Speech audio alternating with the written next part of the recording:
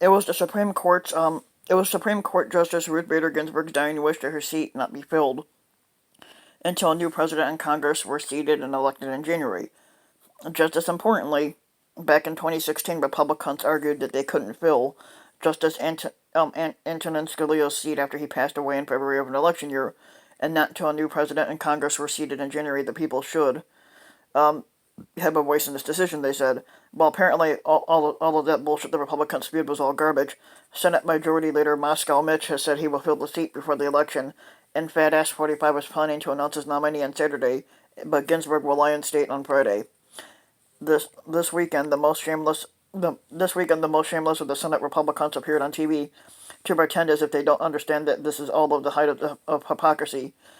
The Washington Post compiled it into they made a video and basically it was a 3.5 minute video of unrepentant duplicity.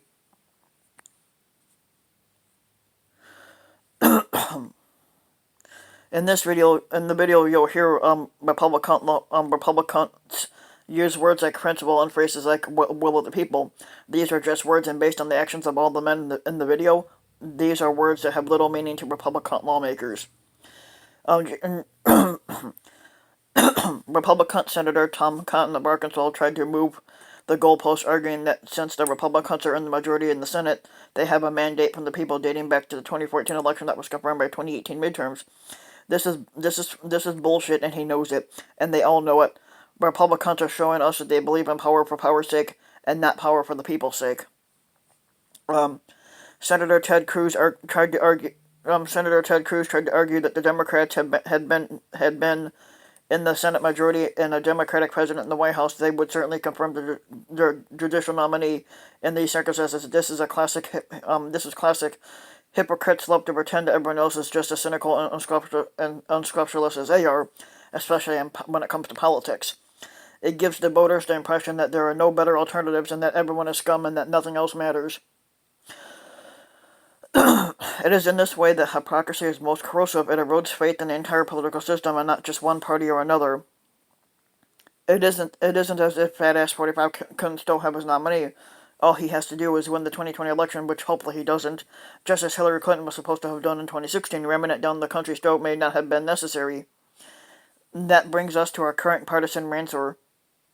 Filling this seat would be further proof that Republicans, especially under Fat Ass 45, only care about their voters. The proclamations that they made about the Supreme Court vacancy in 2016 were made before the entire country, supposedly in service of the country.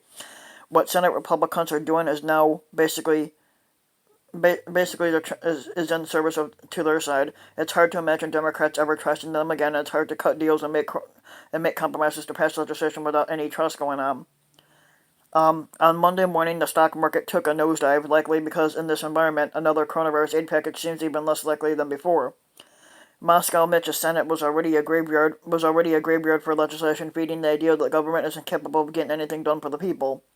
That is, it seems, Moscow Mitch's intention to shrink the size and scope of government by shrinking our idea of what it is capable of.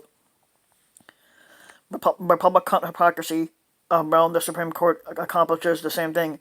It sends the message that politics exist only to reinforce the power of those who already have it, not for the people as a whole. Plus, it gives the other side a license to get nasty too, beginning a spiral downward. Beginning a spiral downward long term. This only makes American politics uglier, and down we go.